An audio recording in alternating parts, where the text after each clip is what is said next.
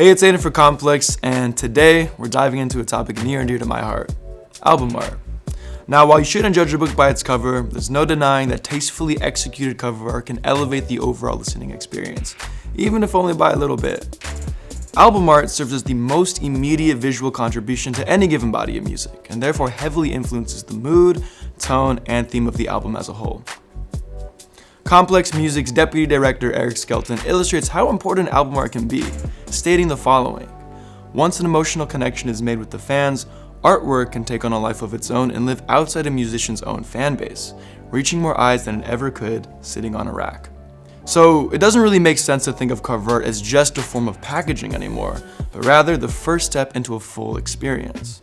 That being said, let's get into some of the best album art we saw in 2021. Let's kick things off with a personal favorite, Slowthai's sophomore album, Tyron. Slowthai immediately sets a high bar for cover art in 2021.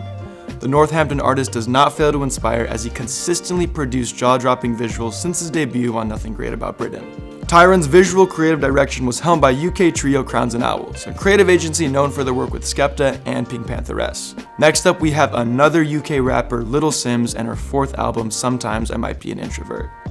This album's gorgeous cover art, directed by Jeremy Nagato Cole and shot by Nwaka Okaporiki, speaks to how introversion isn't necessarily rooted in shyness.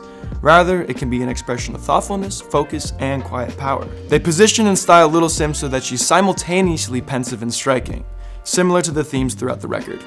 Moving on, next up we have Disco by Mike, another personal favorite if not my number one pick from this year's crop. Mike has consistently released moving, deeply introspective music as the vanguard of New York's underground rap scene. This record feels confident and fleetingly hopeful, an emotional mosaic perfectly rendered in the hazy brushstrokes of Leon Zhu, the artist behind the album's cover art. It's an absolute masterpiece, and I guarantee Leon is going to become one of the most important artists in the near future.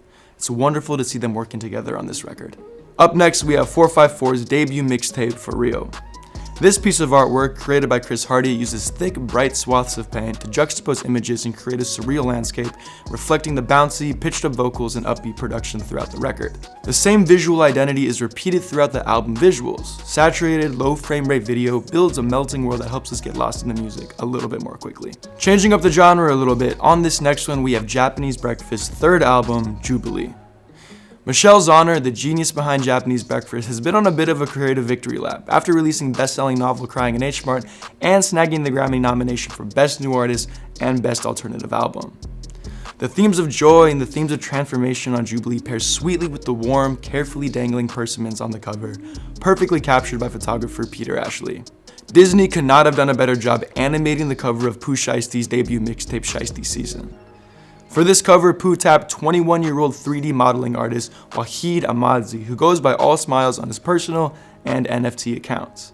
Wahid's success was meteoric as he went from making Lego renditions of cover art to having his own booth selling original works at ComplexCon. Next, we have Vince Staples' fourth studio album, Vince Staples. This cover art is so good because it complements the record perfectly. A hazy, punched-in portrait of someone looking straight through you. On this record, we get the most intimate, honest look at who Vince is as a person we've seen to date.